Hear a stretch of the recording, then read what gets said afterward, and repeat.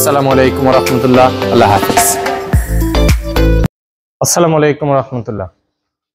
তো আমরা আপনাদেরকে ইতিমধ্যে দেখিয়েছি যে এই গাড়িটার হাইব্রিড ব্যাটারির যে প্রবলেম, সেই প্রবলেমটা ফাইন্ড আউট দেখিয়েছি যে এটাকে আমরা কিভাবে ফাইন্ড করলাম। সাধারণত আপনারা স্ক্যানার সহ কিংবা স্ক্যানার ছাড়া যেভাবে আপনারা এটাকে ফাইন্ড করবেন। এখন আমরা আপনাদেরকে দেখাবো যে এই গাড়িটার হাইব্রিড ব্যাটারিটা ওপেনিং এবং এটাকে রিপ্লেসমেন্ট কিংবা এটা রিপেয়ারিং যেটাই করি ওটা আপনাদেরকে দেখানোর চেষ্টা করবো ইনশাআল্লাহ তাআলা। তো আমি মোহাম্মদ শাহিন বলতেছিলাম ভেহিক্যাল অটো কেয়ারের পক্ষ থেকে। আর আমি আজকে যে গাড়িটার বিষয়ে কথা বলতেছি সেটা হলো টয়োটা নোহা 2014 মডেলের হাইব্রিড। এই গাড়িটার বিষয় তো সাধারণত এই গাড়িগুলো হাইব্রিড ব্যাটারির প্রবলেম হয়ে থাকে, ব্রেকিং সিস্টেমের প্রবলেম হয়ে থাকে। এই দুটা প্রবলেম একটু মেজর, দুটা প্রবলেম অতিরিক্ত হয়ে থাকে। তো আমরা মূলত এটার হাইব্রিড ব্যাটারিটা চেক আপ করলাম, দেন এখন আমরা হাইব্রিড ব্যাটারিটাকে খুলবো, খুলে দেন একটা ব্যাটারি আমরা সেট করবো। সেট করে তারপর আমরা এটাকে ট্রায়াল টেস্ট যেটাই হোক ওটা আমরা করবো ইনশাআল্লাহ তাআলা। তো আপনাদেরকে দেখানোর জন্য মূলত আমরা এই ভিডিওটা করতেছি যে মূলত হাইব্রিড ব্যাটারিটা কোথায় থাকে এবং কিভাবে খুলতে হয়। অলরেডি আমরা সামনের দুইটা সিট খুলে ফেলছি, যেহেতু দুইটা সামনের সিটের নিচে থাকে। সামনের দুইটা সিট খুলে ব্যাটারি খোলার আনুষঙ্গিক যা কিছু আছে ওগুলো আমরা আলাদা করে নিছি। এখন আমরা ব্যাটারিটাকে বের করব, এরকম একটা প্রসেসিং এ আমরা আছি। তো চলুন আপনাদেরকে একটা নজর আমরা দেখিয়ে নিয়ে আসি। তো আমি এই পাশ দিয়ে আসি, রাজা ওই পাশ দিয়ে যাচ্ছে। তো আমাদের এইখানে মূলত একটা হাইব্রিড ব্যাটারিটা এইখানটাতেই থাকে। এই দরজাটা তো খোলা যাচ্ছে না, আচ্ছা ওটা খোলা ইম্পর্টেন্ট না। তো আমরা আপনাদেরকে দেখাচ্ছি যে হাইব্রিড ব্যাটারিটা মূলত ফ্রন্ট দুইটা সিটের সামনেই থাকে। সামনের যে দুইটা সিট থাকে এই দুইটা সিটের বরাবরই থাকে ওই জায়গাটায়। দেখি রাজা একটু সরো।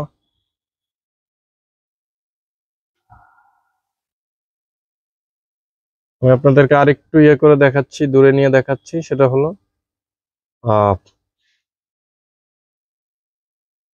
যে হাইব্রিড ব্যাটারিটা মূলত এইখানটাতে থাকে, এটাই মূলত হাইব্রিড ব্যাটারি।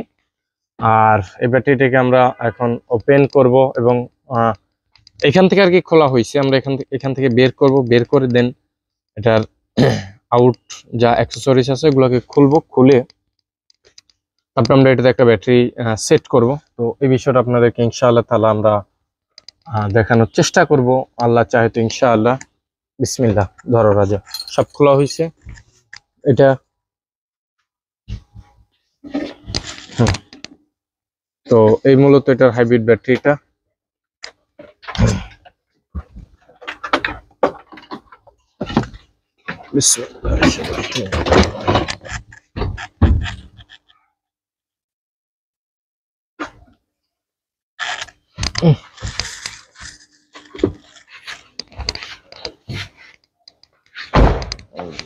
দাঁড়াও তুমি এদিকে যাও।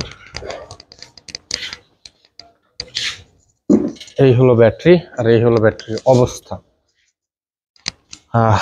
যেটা আপনারা দেখতেছেন ইতিমধ্যে।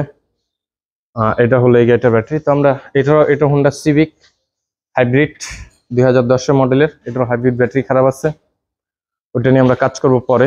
এই ব্যাটারি না কিন্তু এটার ব্যাটারিটা টোটালি আলাদা হয়।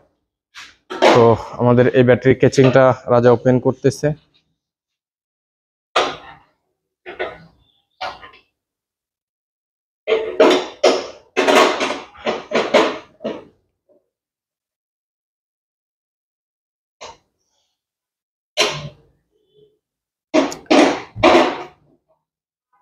তো সাধারণত প্রত্যেকটা ভিডিও আমরা আপনাদেরকে ইন্ডিভিজুয়ালি ভাবে বোঝানোর চেষ্টা করি এবং ইউনিভার্সাল ভাবে আমরা আপনাদেরকে এটার ইয়ে করার চেষ্টা করি। তো যাই হোক, আমরা এটার ইউনিভার্সাল সেলই চেঞ্জ করব, কিন্তু আমরা এটাকে আগে চেক করতেছি। দেন চেক করে যে সেলগুলো খারাপ থাকবে, যে মডেলগুলো খারাপ থাকবে ওগুলো মূলত আমরা রিপ্লেস করব। এই হলো মূলত হাইব্রিড ব্যাটারি, যেটা এখন আপনাদেরকে আমরা দেখাচ্ছি। তো এটা হলো এটার হাইব্রিড ব্যাটারিটা।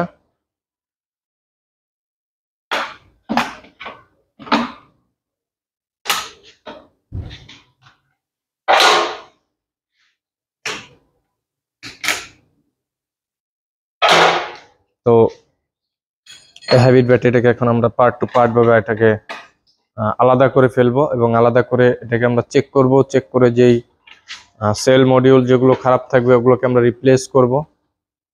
দেন তারপরে আমরা আপনাদেরকে ইনশাআল্লাহ তাআলা এটা সেট করা দেখাবো, তারপরে গাড়ি চালানো দেখাবো ইনশাআল্লাহ।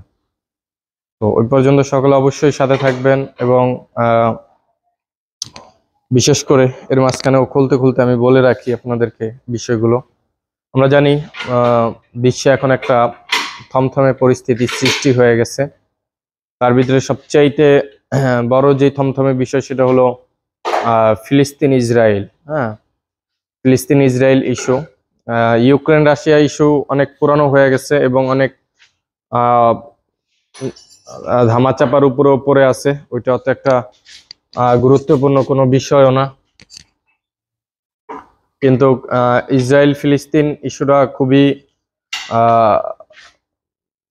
মানে খুবই স্পর্শকাতর একটা বিষয় হয়ে দাঁড়াইছে মুসলমানদের ক্ষেত্রে। খুবই দুঃখজনক বিষয় যে আসলে আফসোস যে আমরা আসলে এখনো ঘুমন্ত। ঠিক আছে, আমাদের এখনো পর্যন্ত হুঁশ আসতেছে না যে দখলদার ইসরায়েলিরা কি করতেছে আমাদের উপরে, কি পরিমাণে বর্বরতা চালাচ্ছে তারা আমাদের উপরে। এটা যে শুধু ইসরায়েল আর হলো আপনার ফিলিস্তিন কিংবা গাজাবাসীর যুদ্ধ, বিষয়টা কিন্তু এরকম না। এটা হলো ইহুদি এবং মুসলমানের যুদ্ধ, এটা মনে রাখবেন। আসলে আমরা মুসলমানরা সব জায়গায় এখন লাঞ্ছিত কেন হচ্ছি, কেন লাঞ্ছিত হচ্ছি তার অন্যতম কারণ হলো এই এক মুসলমান ভাই বিপদে পড়ে আছে, এক মুসলমান ভাই মার খাচ্ছে, কিন্তু আমরা আর এক মুসলমান ভাই কিভাবে ঘুমাইতেছি, হ্যাঁ, কিভাবে আমরা এটা সহ্য করতেছি কিংবা খাবার খাচ্ছি। যারা খাবার পাচ্ছে না, খাবারের জন্য গিয়েও, গত 2 দিন আগের ঘটনা, খাবারের জন্য গিয়েও মারা তাদেরকে শহীদ করা হয়েছে। হ্যাঁ, খাবারের জন্য যাওয়াতেও তাদেরকে শহীদ করা হয়েছে। হ্যাঁ, তো এই দখলদার আল্লাহ সুবহানাহু ওয়া তাআলা অবশ্যই তাদের পতন রাখছেন। কোরআনের কথা কোনোদিনও মিথ্যা না, রাসূলের কথা কোনোদিনও মিথ্যা না, তাদের পতন অবশ্যই আছে। কিন্তু আল্লাহ সুবহানাহু ওয়া তাআলা এখানে বাছাই করতেছেন যে মুসলিম উম্মাহকে কারা হকের পথে থাকবে, কারা হকের সঙ্গে যাবে, আর কারা আসলে হালাক হয়ে যাবে। হ্যাঁ, কারণ জামাত তো আপনার রাস্তা তো দুইটা। হ্যাঁ, একটা হবে জান্নাতের, একটা হবে জাহান্নামের। দুইটা রাস্তা হবে, রাস্তা তো আর একটা না এখানে যে শুধু জান্নাত। তাহলে কোনো টেনশন ছিল না। হ্যাঁ, আমি যেভাবে মন চায় সেভাবে চলতে পারতাম, আমি যেভাবে মন চায় সেভাবে আমি ঘুমাইতে পারতাম। আমি তো দিন শেষে মৃত্যুর পরে জান্নাতেই যাব, বিষয়টা এরকম না। পরীক্ষা এটা, এখানে পাশ করতে পারলে আমার জান্নাত, ফেল হইলে আমার জাহান্নাম। এতে কোনো সন্দেহ নাই, এক চুলও সন্দেহ নাই, এক বিন্দু পরিমাণেও সন্দেহ এই জায়গার ভিতর নাই। এই আফগানিস্তান, একটু কথা না বললেই নয়, ও খুলতেছে 10 মিনিটের ভিডিও করব। এই আফগানিস্তান যখন আমেরিকার সাথে যুদ্ধ করে তখন মোল্লাদেরকে বলছে, এই তালেবানদেরকে বলছে মোল্লাদেরকে জঙ্গি, আইএস, বিভিন্ন উপাধিতে আমরা ডাকছি। ওরা দেশে হানাহানি করবে, মারামারি করবে, বিদ্রোহী সংঘর্ষ করবে, বিদ্রোহী করবে, যুদ্ধ করবে। হ্যাঁ, মানুষের অনেক ক্ষতি হবে। আর আজকে আমরা আফগানিস্তানকে কি বলতেছি? মুজাহিদ। হ্যাঁ, আমরা আফগানিস্তানকে কি বলতেছি? মুজাহিদ, তারা বীর এবং দেশ যথেষ্ট উন্নত। আলহামদুলিল্লাহ। এখানে সবচেয়ে বড় কথা হলো যে আমার আল্লাহ সুবহানাহু ওয়া তাআলা যাকে সাহায্য করবে, কারোর কোনো ক্ষমতা নেই তাকে লাঞ্ছিত করার। এটা 100% আপনাকে যদি মুসলমান হয়ে থাকেন মানতে হবে। ভিন্ন ধর্ম হলে দেখতে পারেন যে কথাই আমার ভুল আছে কিনা, এটা আপনি দেখতে পারেন। সব ধর্মে বলা আছে একমাত্র আল্লাহ সুবহানাহু ওয়া তাআলারই কথা। হ্যাঁ, তো যাই হোক, যে বিষয়টা আমি বলতেছিলাম সেটা হলো যে এখন তারা যখন অর্থনৈতিকভাবে নিজেদের টাকায় তারা, হ্যাঁ, নিজেদের টাকায় তারা পানামা খাল করতেছে এবং প্রকল্প করতেছে, এবং এত অল্প সময়ে দেখেন কোকাকোলা, তারপরে কোকাকোলা, পেপসি, ইসরায়েলি পণ্যের বিপরীত তারা যে সফট ড্রিঙ্ক এবং পণ্যগুলো বর্তমানে এক্সপোর্ট করতেছে। আলহামদুলিল্লাহ, শুকর আলহামদুলিল্লাহ। এটা আমাদের মুসলিম উম্মার জন্য যথেষ্ট গর্বের বিষয়, অবশ্যই গর্বের বিষয়। আফগান নিয়ে আমরাও গর্ব করি। আফগান বলতে না, প্রত্যেক মুসলিম দেশ নিয়ে আমরা গর্ব করি। সবচেয়ে বেশি গর্ব আমাদের বর্তমান আফগান নিয়ে, কারণ খেলা তো দেখাইছে আফগান। 20-22 বছরের যুদ্ধ করে খেলা তো দেখাইছে আফগান। 1-2 ঘন্টার খেলা তো না, ক্রিকেট আর ফুটবল তো না। 2-4-5 ঘন্টা খেলা হয়েছে, ম্যাচ হয়েছে, জিতছে আর্জেন্টিনা কিংবা হারছে ব্রাজিল, জিতছে ব্রাজিল, হারছে আর্জেন্টিনা। কিন্তু এখানে খেলা হয়েছে মুসলমান এবং ইহুদি নাসারা কিংবা বিধর্মী, মুসলমান এবং বিধর্মীর খেলা। হ্যাঁ, যে খেলা চলছে টানা 20 থেকে 22 বছর। হ্যাঁ, যদিও এর আগেও ছিল, টানা চলছে এটা। তো অনেক কথা বললাম, কথায় কষ্ট পেয়ে থাকলে মাফ করবেন, অন্তরে অনেক কষ্ট, কারণ মুসলমান উম্মার জন্য কথাগুলো বললাম। এই কথাগুলো দ্বারা যদি আপনাদের হুঁশ না আসে, মুসলমান এবং বাঙালি যারা, তাদের বিষয়ে বললাম, আপনারা এটা রিচার্জ করে দেখতে পারেন আমার কথায় কোনো ভুল আছে কিনা। গলত বইলা থাকলে আপনারা অবশ্যই কমেন্ট করে কিংবা আমাকে এটা জানাবেন যে ভাই আপনি এই কথাটা ভুল বলছেন, এই কথাটা ঠিক না, আমি এটাকে শুধরে নিব ইনশাআল্লাহ তাআলা। তো সকলে খাস করে দোয়া করবেন, সকলের জন্য দোয়া করবেন, বিশেষ করে দেশের জন্য, জাতির জন্য, মুসলিম উম্মার জন্য, এই কামনাই রইল। আর ফিলিস্তিনবাসী, গাজাবাসীর জন্য খাস করে। হ্যাঁ, দখলদার ইসরায়েলি এটা যুদ্ধ করতেছে না, এটা ওরা জায়গা দখল করতেছে, জমি দখল করতেছে, মুসলমানের জমি ওরা দখল করতেছে, এটা আপনি খেয়াল করেন। হ্যাঁ, চক্ষু দিয়ে একটু খেয়াল করেন, বিবেক দিয়ে একটু চিন্তা করেন।